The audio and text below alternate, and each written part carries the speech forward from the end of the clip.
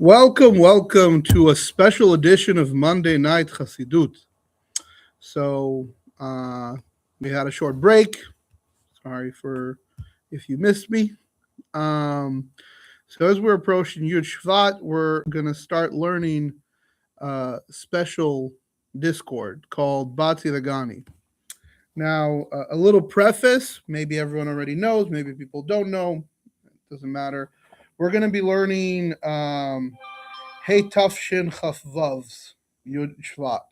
So what happened? The last Yud Shvat of the Frierdiker Rebbe's life, he said this discourse in honor of his grandma. And he passed away on Yud Shvat, obviously. A year later, when the Rebbe took leadership took the Nasiut of Chabad, he said the same mimer, but went in depth about one of the parts of the Frierdiker Rebbe's discourse. And so every year, the Rebbe would take a different part. He would still say the general same idea, but he would go and explain even more at length a particular part. So this year, those who are learning Tafshin Chavav, and so that's what we're going to learn now. So, the famous in Shir Hashirim, it says that Hashem says to his bride, the Jewish people, "Bati legani achoti kala." I return to my garden, my sister, my bride, is the bride, right? My sister? Bala hilula. Achoti kala. Yeah, what is this? It sounds a little incestuous. Wait. First of all, it's the song that's not. Wait. Okay. It's talking about the Jewish people. My sister, the bride. Go on. Umevi bala hilula, and the person bala hilula, the owner of the day of passing, the Frierdiker Rebbe, who passed away, as we said, on Yud Shvat Tafshin Yud. בהמשך המאמרים ליום ההילולה, in continuation about the mimer he was saying on that day, מה שאמרו במדרש, לגני לגנוני. It says, Bati, I returned to my garden, to my place of shelter. למקום שהיה עיקרי בתחילה, to the place that was the main, the ikar, the main place in the beginning. The ikar שכינה בתחתונים הייתה in the beginning. The main location for Shechina, for the dwelling place of Hashem's presence, was in the lower world. אלא שאחר כך, הנה על ידי חטא עץ הדת והחטאים של אחר זה, סילקו את השכינה מארץ רק ראשון. So Hashem creates the world. He's in heaven. He's in Gan Eden, right? Mm-hmm. He's there with Adam and Chava. He's, and then happens the sin of the tree of knowledge. And the sins that come after it removed the Shechina from being mainly on earth. And its most, not mainly, I should say, its ikr, its essence was on earth, to the first heaven. And then to the second heaven, and up to the seventh heaven. Right? So there were 7 generations, and throughout those generations, it kept going higher and higher. And then began the service of Avram. He brought the Shechina down from the 7th heaven to the 6th. And for 7 generations again, until came Moshe, Shehu Hashvi, who is the 7th. The Kol Hashvi and Chavivin, and the 7th is always beloved. So what did Moshe Rabbeinu do? He took the Shechina for the first heaven and brought it back down to earth, right?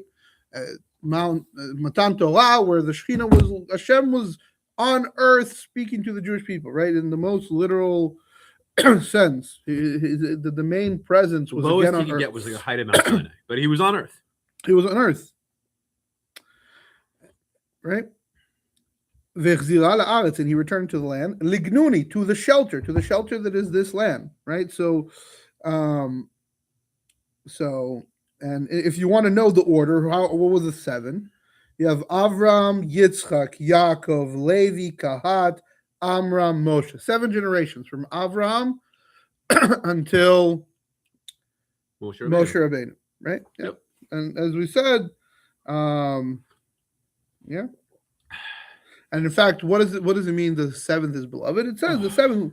So what's the 7th month? The 7th month is the month of Tishrei, Rosh Hashanah, right? Yeah. The 7th month and the first of the month.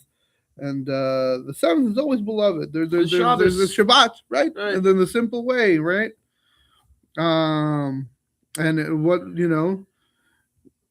and what was the first 7 generations were Adam, Shet, Enosh, Canaan, Malel, Yered, Chanoch, and it says Veitalech Chanoch et Elokim, Bavot Chaviv.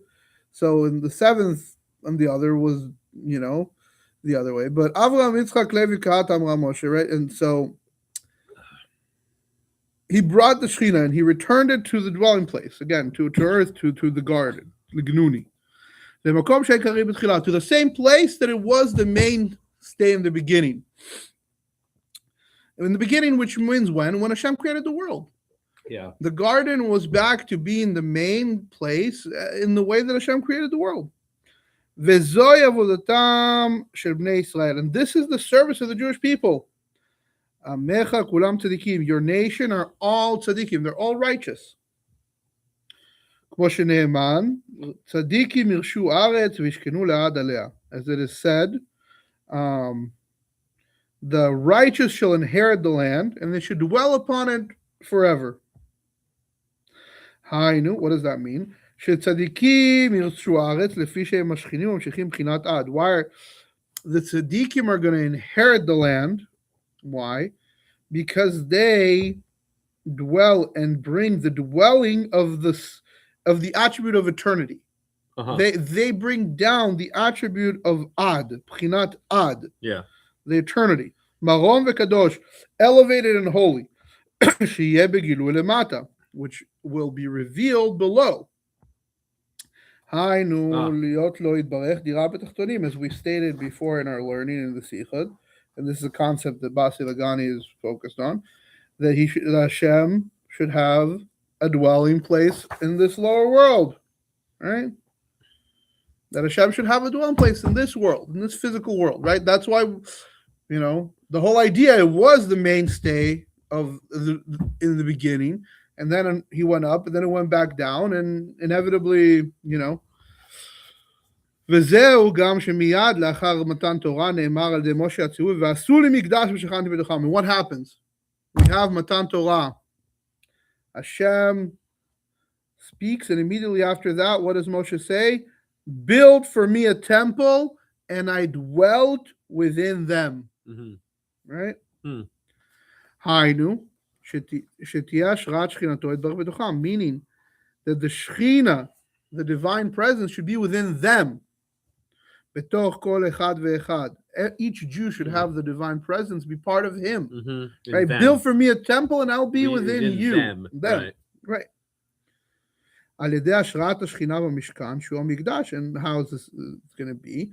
Through the fact that the Shechina is going to be in the tabernacle, in the temple. And this is the temple.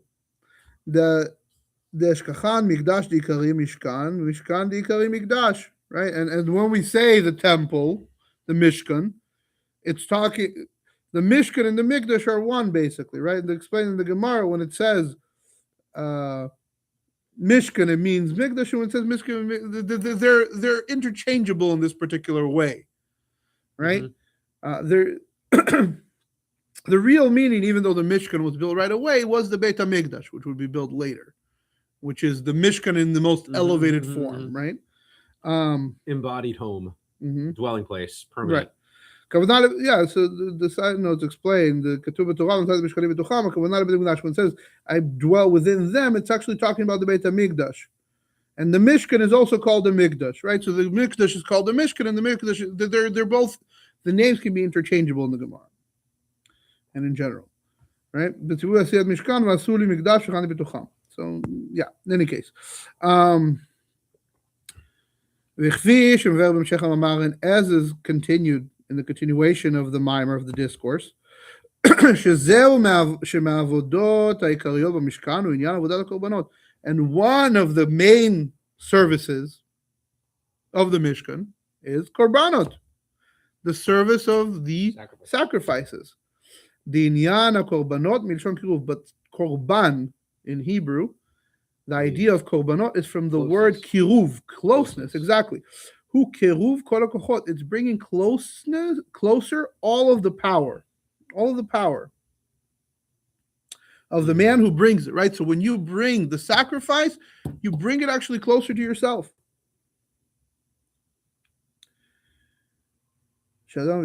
כשם שהקורבן עצמו מוקרב על גבי המזבח עולה למעלה עד רזה סוד אין סוף. So just like the korban itself, right? It goes above. The real korban is not the meat that you're cooking. It's the spiritual level. It goes above until the secret of the Ein Sof, of the infinite light.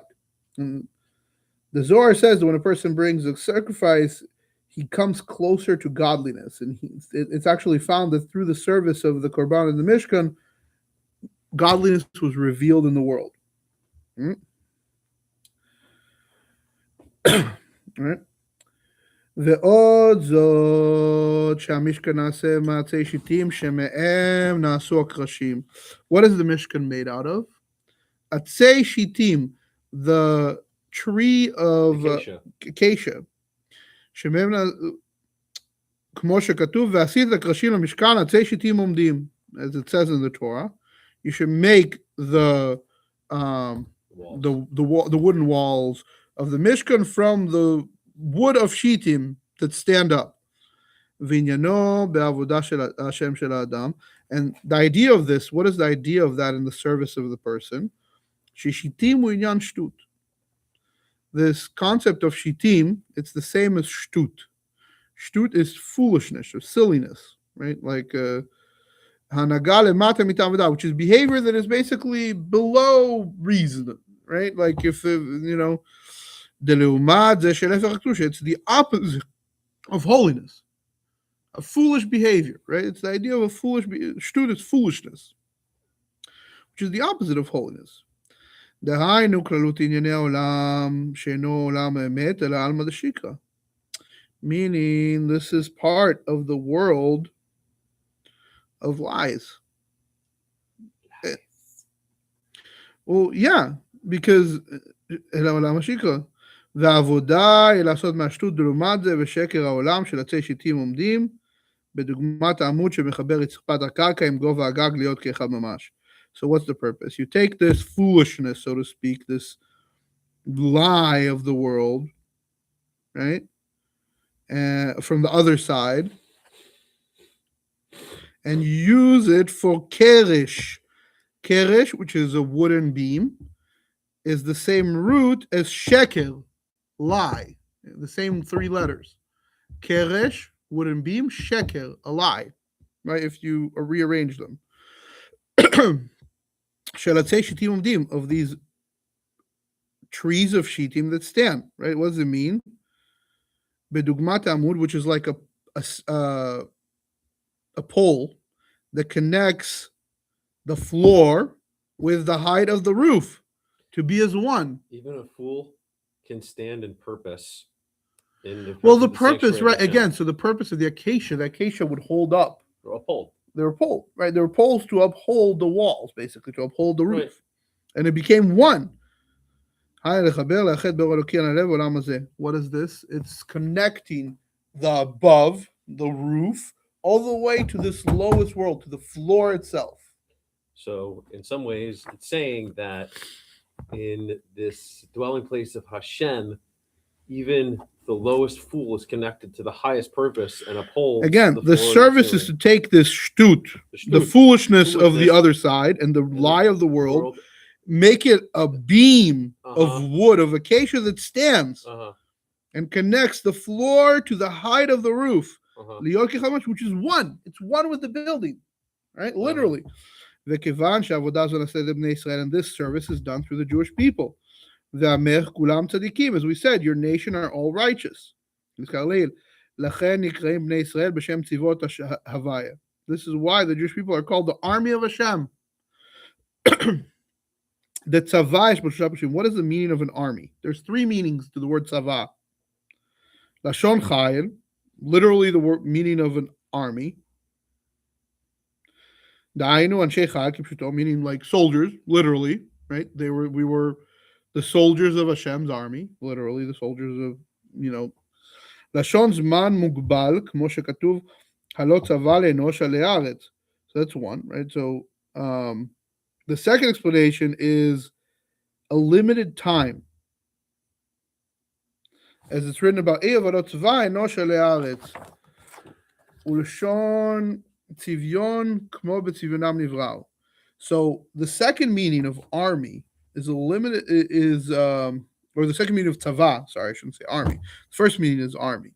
The second meaning is a limited time. So the days of the man on the land are limited. That's so tzava. The army, the tzava of Enosh upon the land is the time of Enosh upon the land, basically, the time of a person upon the land. So that's the second. And the third is tzivyon, the root of tzivyon, which is the Gemara says about all created beings that they were created with tzivyon, which is beauty. This is the idea of beauty. And this is through basically be included through all the shades. Beauty is not created with one color, but with several colors included together. So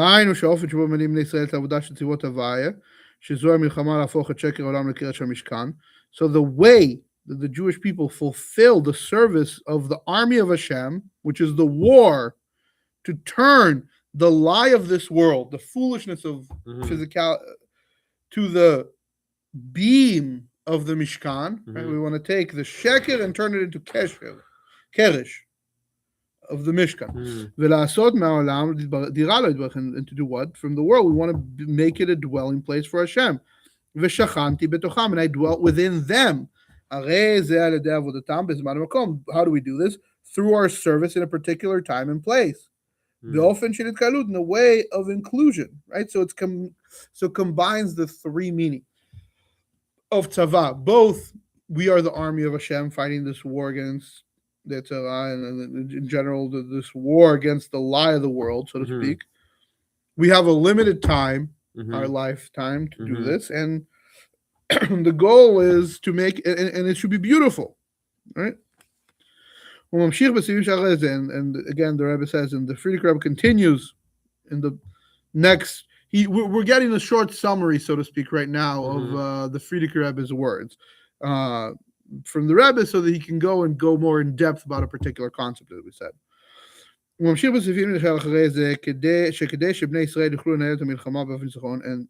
Frierdiker Rebbe continues, for the Jewish people to be able to have this war in a way of victory, so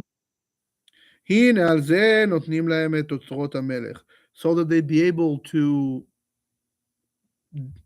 win the war in a way of victory, they get to open up the vault of the king and get the treasures of the king.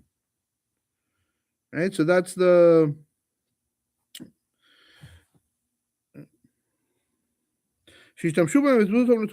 meaning, like Jewish people should use the treasures of the king so they can win this war.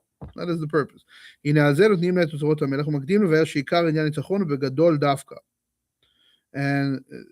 we have to preface that the idea of victory is in a grand way specifically. Anyone who is more grand has by him the attribute of victory more. Until the king is the greatest of the nation. From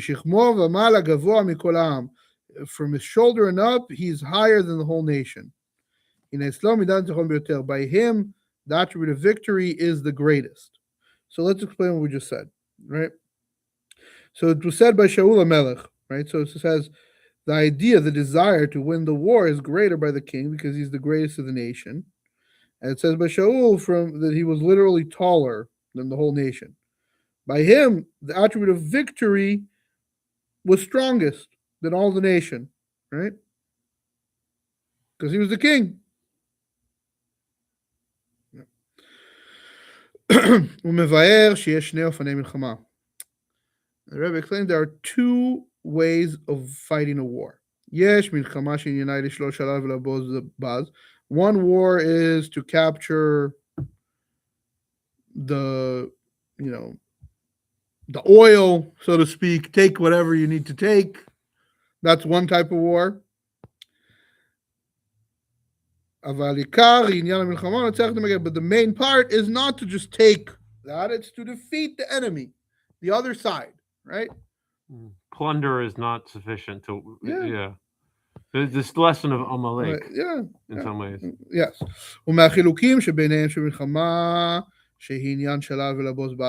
there's divisions. When it's a war where the idea is to plunder, basically to take plunder, then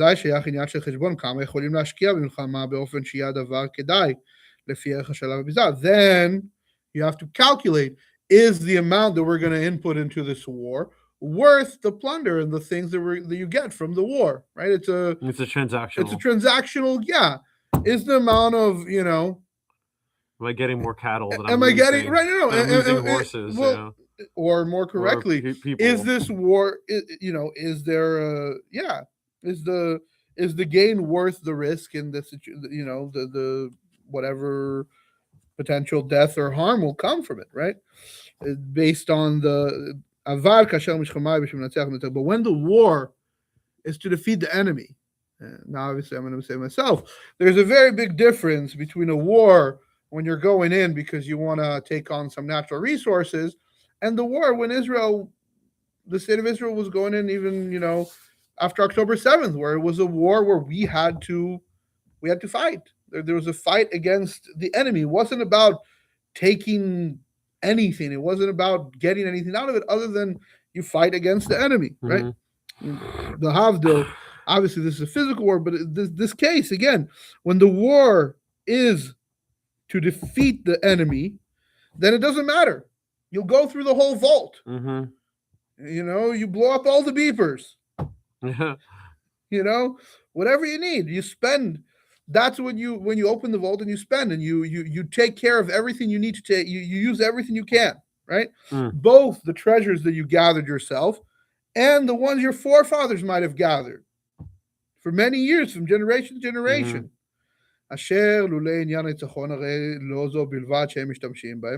If not for the need to win, not just that you wouldn't use them, but even more so, we wouldn't even show them, right? Mm-hmm.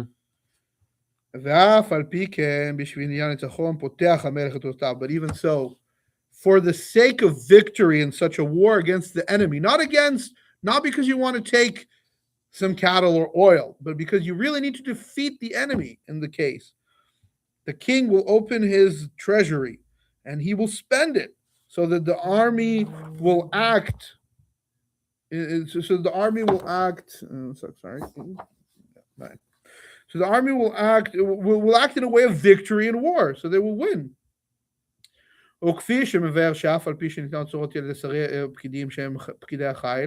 הרי הכוונה בזה שצרות יגיעו לאנשי החיל, לאנשי הצבא, שהם דווקא עושים את הניצחון בכבודו של המלך. And the idea, right, as it explains, the giving of the treasure, the spending, right, being willing to arm the people, provide whatever is necessary for this war, because you have an enemy. You have an enemy who you're fighting against an enemy. You're not doing it for a particular reward or for treasure, right?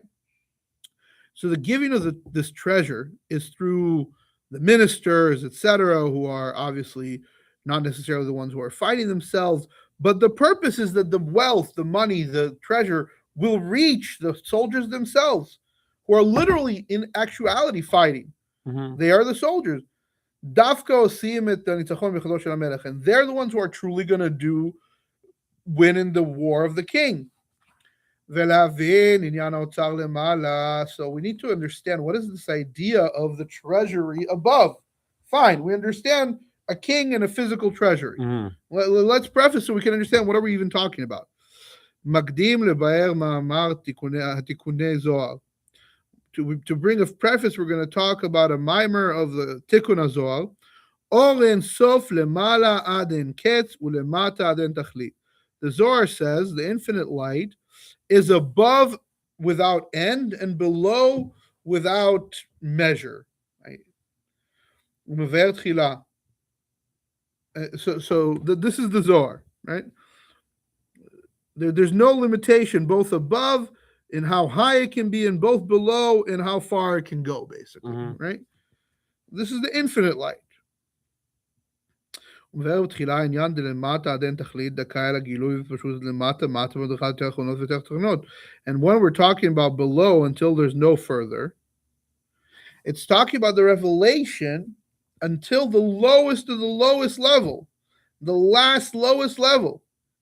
ואחר כך עובר העניין למעלה עד קץ. And then it also goes above until no end. שהוא עניין העלם האור בהעלם אחר העלם ובעילוי אחר עילוי. And this is, so after we explain that it's below until there's no end, we can explain the idea of above until there's no limit. And this is the idea of concealment, right? So above, there's a concealment above. והיינו לכיוון שעינו של האוצר שהוא ספון וטמון, since this treasure is hidden and concealed, כמוס וחתום מעין כל רואה, it's gathered and it's sealed so no one can even see it. הנה כדי לידע ולהבין בעומק יותר היוקר של העניין הכמוס, צריך לבאר תחילת היוקר של העניין הגלוי. So for us to understand and know the depth of the value of the thing that is hidden, that is concealed, we to first understand the value of the revealed, right?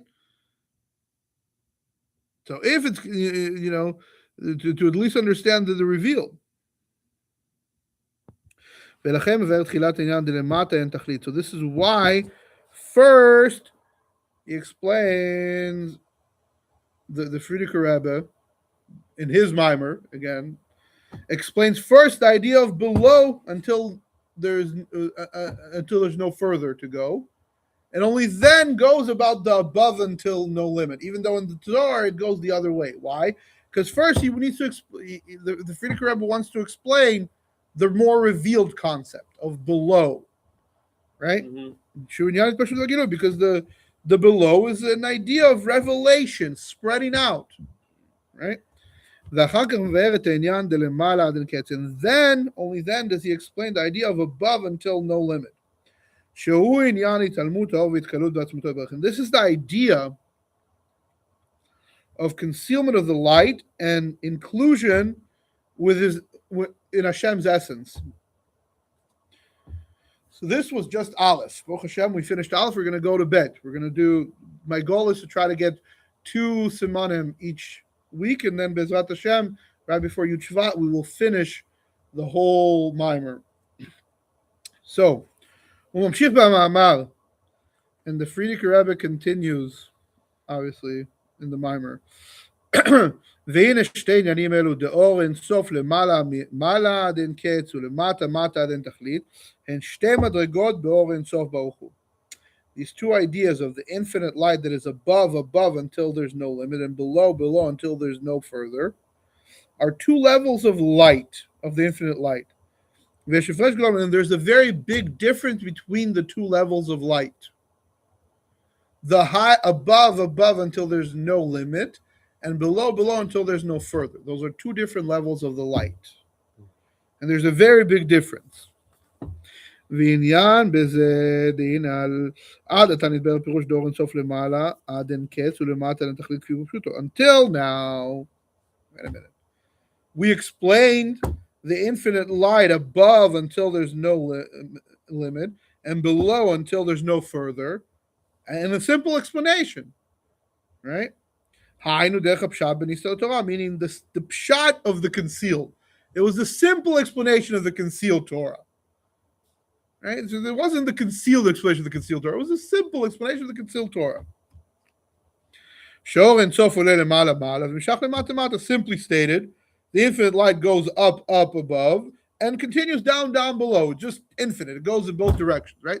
That's what the simple explanation of this sentence can be, right? That it's an infinite light. So of course it goes up to no limit and goes as far as it can go as there is down below. Shaliyah למעלה והמשכה למטה הם בשני מקומות נפרדים. So the going up above and the continuation down below are two separate places. They're just two separate places. It's one light, two locations, above or below, right? If you shine a light right here in the middle of the room, or if you look, we have a beautiful chandelier above us. The chandelier shines the light, and it goes above and it goes below, right? The light goes in all directions. So you can explain it as that way. However, that's the simple explanation. But now it brings in novelty. This part of the mimer, the two ideas of above and higher until no limit and below until there's no further, they exist also in one place simultaneously. Be'or ein sof kfi shu ba'atzmo, in the infinite light as it is on its own.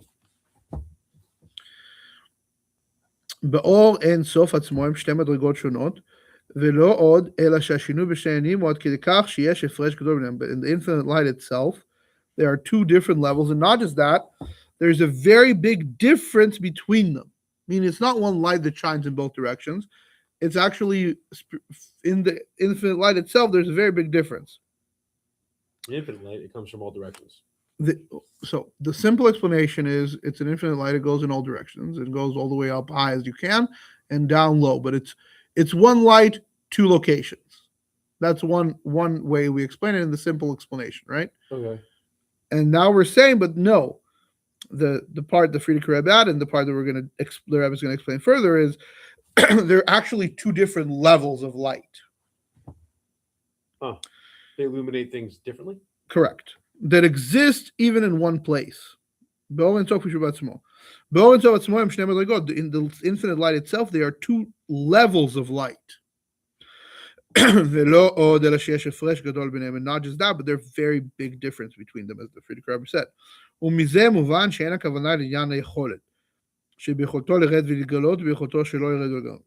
So we want to explain that the meaning is not the ability. Because obviously Hashem has the ability, the light of Hashem has the ability to go down and be revealed, and it could not go down and not be revealed. That's not a novelty. That's a the idea of ability is one idea that has two motions. But it's not really two levels. Okay, Hashem's light can go down and be revealed, or it can stay up and not be revealed. That's not really two levels, that's just two motions. Do you stay up there and not be revealed, or go down below and it are revealed? But that's the afilim. And even if we say no, this two levels really meant the two movements, right? The movement to stay above or the movement to go below. And then what's the big difference? It doesn't seem like there's very big difference in that light, in the level of the light itself. It's simply where it is. Again, is it staying up or going down? You cannot say there's a big difference.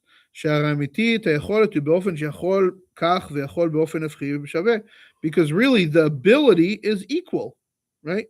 It could equally be stay above or equally go below. There's no real difference in the level itself. There's no grand difference itself. It's just directionality. Yeah, exactly. Really, there's barely any difference. It's just one exactly. So we have to has to be that we're talking about a level that is above this idea of ability, right? However, it seemed difficult to understand. איך שייך לומר מעלה מטה או מטה מטה באור אינסוף? How does it even make sense to say above, above, or below, below, or the higher, the higher, the lower, the low, in the infinite light? דהינה פירוש אור אינסוף, הבאר רבנו זקן בכמה מקומות, שאין זה אור שנמשך מאין סוף. So the Alter Rebbe explains in several places, this light, this is not a light that just continues from a place called the Ein Sof, the infinite. It's not a light that comes from the infinity. It is a light that itself is infinite. It's not a light that comes from the infinity. It itself is an infinite light. In other words, it doesn't have a center. Yeah. As we understand it. I know. And so it's an infinite light. The light itself is infinite. Exactly. There's no beginning and no end to this light. And it comes from all directions. Exactly. So what are we talking about above, below, below? It's infinite light. How do you even divide any level in this infinite light, right?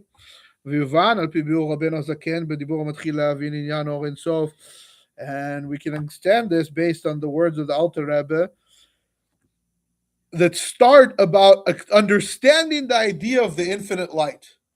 There's a mimer of the Alter Rebbe that explains the infinite light. And after it, this is Shu and Sof.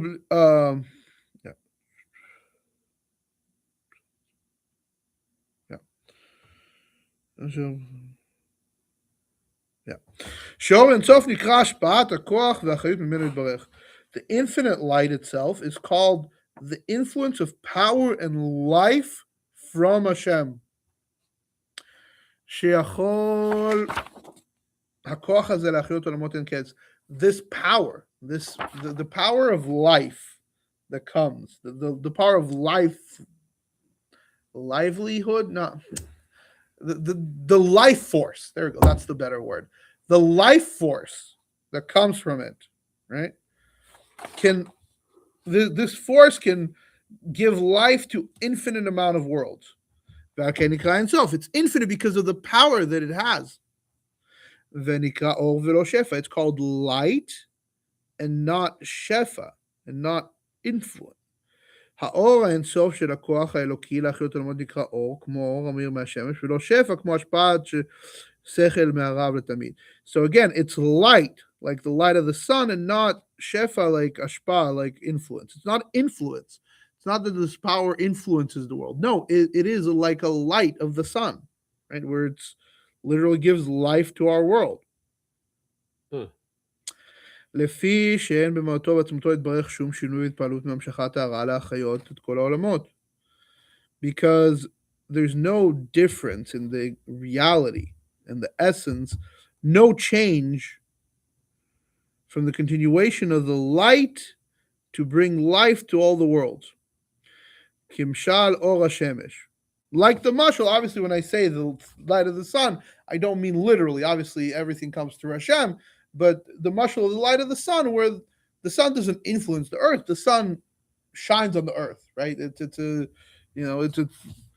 a power source for solar power, right? And well as for our plants to grow, right? Photosynthesis, certainly, which is why there is a breakdown in the allegory, right? It's an allegory. It's not literal. Also, it is a light that burns. And this does not burn. This is a brilliant light that only illuminates. Exactly. As I said, this is an allegory. The idea is the allegory is the spreading to the sun doesn't change the sun, right? The fact that we have sunlight and heat from the sun doesn't make any difference in the sun itself, right? This doesn't change the sun because we feel hot because it's summer, at least some places in the world. So again, and so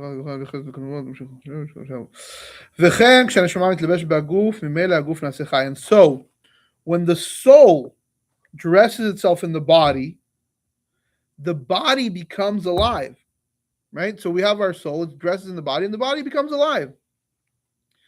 ואינה צריכה להתעסק להחיות את הגוף על דרך שפע. And it doesn't need to deal, to make the body alive in a way of influence. ולכן זהו גם כן משל לאור הרע. And this is also an allegory for light and shining, right? or giving light. הוא ממשיך שבחינת האור אינסוף היה יכול להתהוות עולמות אין קץ. And as we continue, right, the referee continues, the attribute of the infinite light could have made an infinite amount of worlds, could have created an infinite amount of words. וגם יכול להצל ולהמשיך רבו רבות ספירות עד אין קץ. And it could have made tens of thousands of sphirot until no end. Ad kan leshono. This is the words of the Frierdiker Rebbe. Everything we said so far was actually words of the Frierdiker Rebbe. Okay. So now the Rebbe is going to add his addition.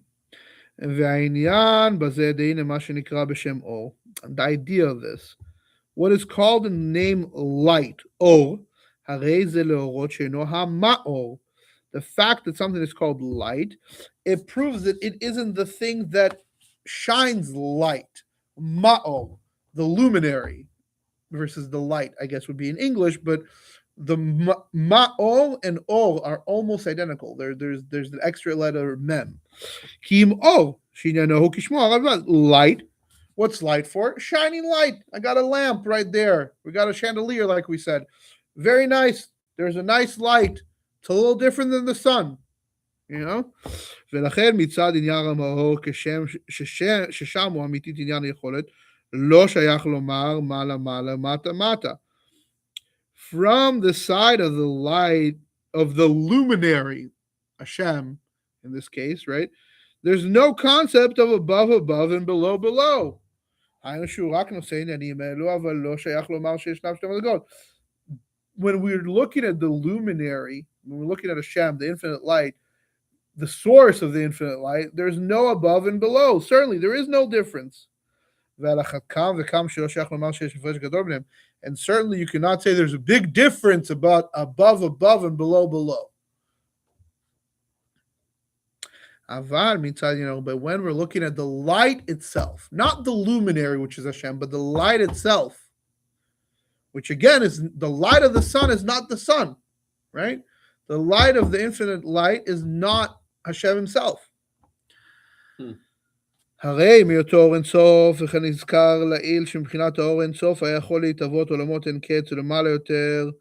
So with him being the infinite light is remembered the attribute of the light of the infinite one. He could have had infinite worlds higher and higher. There could have been an infinite amount of worlds going up higher and higher. ספירות אין קץ, infinite ספירות. מכל מקום להיותו הרע וגילוי והכל פנים שורש ומקור להרע וגילוי בלבד, שייך לומר שם מעלה מעלה ומטה מטה. However, even though that is true, the root and when it comes to the root and the source of the light and the revelation, there is a concept of above and below in a way that they are in fact two levels. ועד שיש ביניהם לא רק הפרש סתם אלא הפרש גדול. And not just that, but there is in fact a very large difference between them. As we're going to continue Bezrat Hashem next week, we just finished the second part of this mimer. Hopefully we, whetted your interest a little bit. This is a Chasidic discourse. It's a little different than the Sikha. It goes deeper into concepts. It goes, it exposes us to some of the deeper, more interconnected concepts of the universe, of the world, and of us. And this was the quintessential mimer of the Rebbe in a way where he would say it every year. And he would go through a cycle. And once he finishes, in fact, this year, many people are learning the 26th year, and some are learning the 56th year. So there are two Maimarim because there were the two cycles where they were learning the same thing. And it's a cycle of, I guess, every X amount of years, it would be the same concept elucidated on the same part of the original Bati legani. Yishkoch, Bezrat Hashem, 8 o'clock next week. We will continue. I hope to see you in person and or online. Yishkoch. If anyone has any questions online or in person, I could take them for the next couple minutes. And if not, Yishkoch for listening.